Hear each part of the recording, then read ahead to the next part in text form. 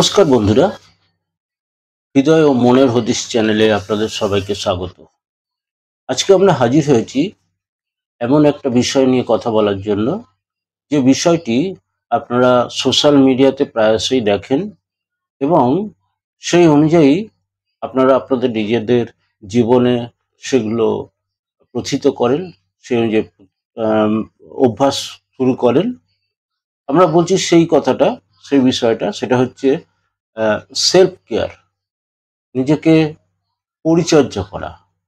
এই পরিচর্যা করার বিষয়টি আমাদের একটি প্রাকৃতিক ব্যাপার, অর্থাৎ আমাদের প্রত্যেক মানুষের মধ্যে আছে। শুধু মানুষ নয়, আপনারা যে লক্ষ্য করেন যে আমাদের আশপাশে যে পশু পাখি জীবজন্তু আছে, তারাও কিন্তু নিজেদেরকে পরিচর্যা করে। আপনারা নিশ্চয়ই লক্ষ্য করে থাকবেন যে পশুরা অনেক সময় নিজেদের গা চেটে বা স্নান করে বা জল ঝেড়ে তারা নিজেদের পরিষ্কার করে। এছাড়া পাখিদেরকেও আপনারা দেখবেন নিজের ঠোঁট দিয়ে নিজেকে পরিষ্কার করে। তো এইটা একটা প্রাকৃতিক ব্যাপার, এটা মানুষের মধ্যে সেই জিনিসটা আছে। কিন্তু এটা একটা পর্যায়ে চলে গেলে এর কিন্তু বিষময় প্রতিক্রিয়া শুরু হয়। আজকে আমাদের প্রতিবেদন এই বিষয়ের উপর, যে সেলফ কেয়ার কখন সেটা বিষময় হয়ে যাচ্ছে, অর্থাৎ টক্সিক সেলফ কেয়ার, এই বিষয়ের উপর আজকের আমাদের আলোচনা। সেলফ কেয়ার মানে হচ্ছে আত্মপরিচর্যা। এই আত্মপরিচর্যা করলে পরে আমাদের শরীর, মন, আবেগ ইত্যাদির শক্তি বৃদ্ধি ঘটে, অর্থাৎ আমরা রিচার্জ হই। কিন্তু এটা এমন একটা পর্যায়ে পৌঁছায় যখন আমাদের বিষময় প্রতিক্রিয়া সৃষ্টি হতে পারে।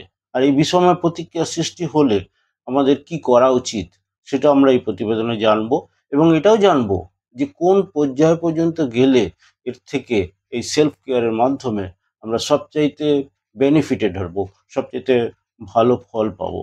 আসুন আমরা সেই বিষয়ে আলোকপাত করি। সেলফ কেয়ার বলতে কি বোঝায়, অর্থাৎ নিজেকে পরিচর্যা বলতে আমরা কি কি করতে পারি। এক কথা, সেলফ কেয়ার বলতে বোঝায় সেই সমস্ত অ্যাক্টিভিটিগুলো করা যার মাধ্যমে আমাদের শরীরের যেরকম উন্নতি ঘটবে। এর জন্য আমরা নানা রকম ব্যায়াম করতে পারি, আমরা নানা রকম নিজেদের যে পরিষ্কার পরিচ্ছন্নতা সেটা রাখতে পারি। আমাদের শরীরের সাথে মনটাকেও পরিচর্যা করার জন্য অনেক কিছু আছে, অনেক কিছু করা যায়। আমাদের যে আবেগ রয়েছে সেগুলোর জন্য নানা রকম অ্যাক্টিভিটিগুলো রয়েছে। তো এই সবগুলোকে ঠিকঠাকভাবে যদি করা যায় তবে সেটা কিন্তু পরিচর্যা, অর্থাৎ সেলফ কেয়ার। কিন্তু বর্তমানে এই সেলফ কেয়ার কথাটা এত বেশি মানে প্রচারিত হচ্ছে বিভিন্ন সংবাদ মাধ্যম, বিভিন্ন সোশ্যাল মিডিয়াতে, যে বিভিন্ন কোম্পানি এখন তৈরি হয়ে গেছে সেলফ কেয়ার প্রোডাক্ট তৈরি করার জন্য। কোটি কোটি টাকা এই ক্ষেত্রে ব্যবহৃত হচ্ছে, এবং সেইটা করতে গিয়ে আমরা এই সেলফ কেয়ার পদ্ধতিগুলো আমাদের নিজেদের জীবনে প্রথিত করতে গিয়ে আমরা একটা লিমিটলেস জায়গায় চলে যাচ্ছি, যার ফলশ্রুতিতে একটা বিষময় প্রতিক্রিয়া আমাদের জীবনে চলে আসছে। সুতরাং সেলফ কেয়ারটা কি জিনিস সেটা কিন্তু আমাদের ভালো করে বুঝতে হবে, যে আমাদের যে প্রয়োজনটুকু আছে সেই কথাটুকু বুঝতে হবে। সেলফ কেয়ার বলতে বা আত্মপরিচর্যা বলতে কি বোঝায় প্রথমে একটু দেখা যাক। এর আগেও আমরা বলেছি সেলফ কেয়ার বা আত্মপরিচর্যা বলতে বোঝায় যে সে সমস্ত কাজগুলো করা, অ্যাক্টিভিটিগুলো করা যার মাধ্যমে আমাদের শরীর, মন ও আবেগের পরিচর্যা হয়। শরীরের পরিচর্যা বলতে আমরা বোঝাই আমাদের বিভিন্ন অঙ্গ প্রত্যঙ্গ পরিষ্কার পরিচ্ছন্ন রাখা, আমাদের চুল, দাড়ি, নখ ইত্যাদি যে বিভিন্ন অঙ্গ প্রত্যঙ্গগুলো আছে তার সঠিক পরিচর্যা করা। মন এবং আবেগের মধ্যেও আমাদের নানা রকম ময়লা জমে, সেগুলোকে পরিচর্যা করা, এগুলো একটা সঠিক মাত্রায় করা। কিন্তু বর্তমানে এই সেলফ কেয়ার বিষয়টা বিভিন্ন সমাজ মাধ্যম, সংবাদ মাধ্যম ইত্যাদিতে এত বেশি ব্যবহৃত হচ্ছে যে আমাদের মনের মধ্যে সেগুলোকে এমনভাবে প্রবেশ করিয়ে দেওয়া হচ্ছে যে তার জন্য কিন্তু কিছু কিছু প্রতিষ্ঠান তৈরি হচ্ছে, যারা নানা রকম প্রোডাক্টস নিয়ে হাজির হচ্ছে আমাদের সামনে, বিভিন্ন চাহিদা আমাদের মনের মধ্যে তৈরি করে দিচ্ছেন, যার কিন্তু একটা বিষময় প্রতিক্রিয়া শুরু হয়ে যাচ্ছে। আমরা সেই জায়গাটায় মানে আত্মপরিচর্যা বা সেলফ কেয়ারের এই ছদ্মবেশে সেই ব্যবসায়িক ফাঁদে আমরা পা দিয়ে ফেলছি। এক্ষেত্রে আমাদের কি করণীয়? আমরা সেইটা একটু দেখবো, ভাববো, চিন্তা করব। সেলফ কেয়ার বা এই আত্মপরিচর্যা করার জন্য আপনি যখন নিজেকে ব্যাপৃত করবেন, তখন কি সেই লক্ষণগুলো আপনি বুঝবেন যে এটার বিষাক্ত ছোবলে আপনি আক্রান্ত হয়েছেন? এ ব্যাপারে আমরা মোটামুটি ৪ টে বিষয়ের কথা এখানে আলোচনা রাখছি, আরো পয়েন্টগুলো আছে। প্রথমত দেখতে পাবেন যে আপনি এই সেলফ কেয়ার করার জন্য প্রচুর অর্থ ব্যয় করছেন, প্রয়োজনের অতিরিক্ত অর্থ ব্যয় করছেন। ২ নম্বর আপনারা দেখতে পাবেন সেলফ কেয়ার যখন আপনার কাছে একটা বাধ্যবাধকতা হবে এবং আপনি একটা চাপ অনুভব করবেন এইটা নিয়ে, একটা স্ট্রেস তৈরি হবে এই সেলফ কেয়ার করার জন্য। আপনি এই সেলফ কেয়ার না করলেন, ভাবলেন যে আমার বোধহয় অনেক কিছু চলে গেল, আমার কিছু ঠিক হলো না। ৩ নম্বর আরেকটা দেখবেন যে সেলফ কেয়ার করতে গিয়ে অন্যের সাথে তুলনা করতে গিয়ে, অন্যদের সাথে প্রতিযোগিতা করতে গিয়ে আপনার মনে হবে যে আমার একটা ঘাটতি থেকে গেছে এ বিষয়ে। আপনি একটা নিজেকে হীনমন্যতা ভুগবেন বা একটা ভুল হচ্ছে এরকম একটা আপনার মনোভাব তৈরি হবে। ৪ নম্বর যে বিষয়টা বলতে পারি সেটা হচ্ছে যে আপনি সেলফ কেয়ার করতে গিয়ে আমাদের জীবনের যে মূল বিষয়গুলো সেগুলোর থেকে সরে এসে শুধু এইটাকে নিয়ে আপনি পড়ে থাকবেন। সারাদিন তো আপনার ধ্যান জ্ঞান হয়ে যাবে সেলফ কেয়ার করা। এই ৪ টে বিষয় আপনাকে প্রধানত বললাম। যখন এরকম কিছু হবে তখন আপনি বুঝবেন যে সেলফ কেয়ার বিষয়টার বিষাক্ত ছোবলে আপনি আক্রান্ত হয়েছেন। অতিরিক্ত সেলফ কেয়ার করার খারাপ দিক কোনটা? না, খারাপ দিক হলো আপনার যেমন আ অর্থ যেমন ব্যয় হবে, অপব্যয় হবে বলা যায়। তার সাথে, সাথে আপনার অনেকগুলো খারাপ অভ্যাসও তৈরি হবে। আপনি একাকিত্ব বোধ করবেন, নিঃসঙ্গ বোধ করবেন। আপনি অন্যদের সাথে আর তাল মেলাতে পারবেন না। এক কথায় বলা যায় যে সেলফ কেয়ারটা সেই আমাদের ভেড়া এবং নেকড়ের গল্পের মতো। অর্থাৎ নেকড়ে সে ভেড়ার পোশাক পরে এসে ভেড়াগুলোকে যে ক্ষতি করেছিল, সেই যে গল্পটা, এটাও ঠিক তেমনি। সেলফ কেয়ার জিনিসটা ভালো, কিন্তু এই ভালোর পেছনে গিয়ে আমরা কিন্তু এর বিষাক্ত ছোবলে আক্রান্ত হয়ে পড়ি।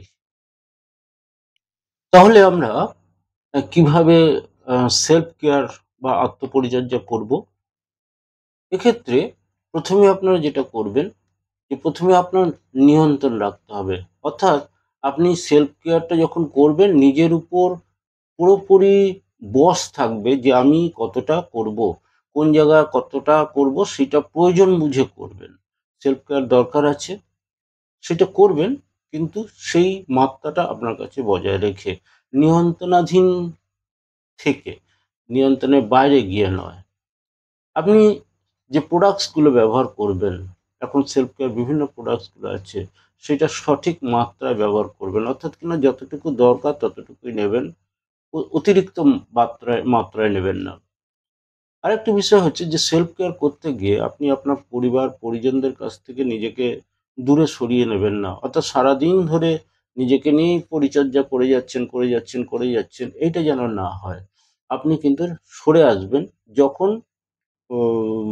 মানুষের কাছ থেকে সরে যাবেন, তখন কিন্তু একটা ভয়ানক একটা গ্যাপ তৈরি হবে, যেটার কিন্তু একটা বিষময় ফল আছে।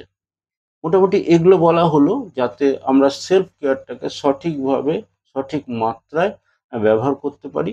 আমাদের জীবনের যে এটা প্রয়োজন যতটুকু আছে, সেই প্রয়োজন অনুযায়ী যদি করতে পারি, তাহলে কিন্তু এর যে ভালো দিক, এর যে সঠিক দিক আমরা গ্রহণ করতে পারবো। মনে রাখবেন, সঠিক সেলফ কেয়ার আমাদের শরীর, মন এবং সমস্ত দিকটাকে চাঙ্গা করে তুলবে। কিন্তু সেটার যদি লিমিটহীনভাবে হয়, তাহলে কিন্তু তার যে বিষময় ফল তা আমরা এই প্রতিবেদনের মাধ্যমে আপনাদের সামনে তুলে ধরার চেষ্টা করলাম।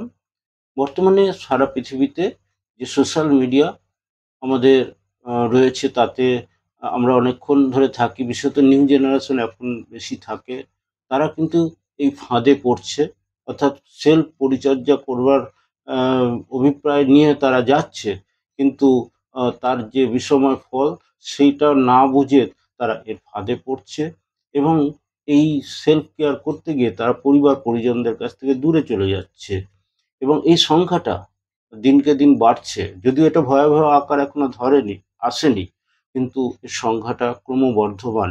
সুতরাং আমাদের সেই জায়গাটা থেকে চিন্তা করতে হবে যে আমরা কি করছি, বর্তমান জেনারেশন কি করছি, বা সবার কথাই বলবো যারা সেলফ কেয়ার করেন, মাত্রাহীনভাবে করেন, তাদের ক্ষেত্রেও বলবো আপনি নিজেকে প্রশ্ন করবেন যে আপনি কি মাত্রাহীনভাবে সেলফ কেয়ার করছেন, বা কতটা করছেন, যেটা আপনার বেনিফিট হচ্ছে সেই পর্যায়ে করছেন। যাই হোক, আমরা এই প্রতিবেদনে সেগুলো তুলে ধরবার চেষ্টা করলাম। এই ভিডিওটি দেখার জন্য আপনাদের সবাইকে ধন্যবাদ। যদি ভিডিওটি ভালো লেগে থাকে তাহলে লাইক, কমেন্টস এবং শেয়ার করবেন এবং আপনারা জানাবেন আমাদেরকে যে আপনারা এই সেলফ কেয়ার এই ব্যাপারটা কিভাবে মোকাবিলা করছেন। আপনারা এটাকে কি ভাবছেন জানান আমাদের। জানালে আমরা পরস্পর সমৃদ্ধ হব। আজকে এই পর্যন্ত। পরবর্তী ভিডিওতে আবার আপনাদের সাথে দেখা হচ্ছে। ধন্যবাদ। নমস্কার।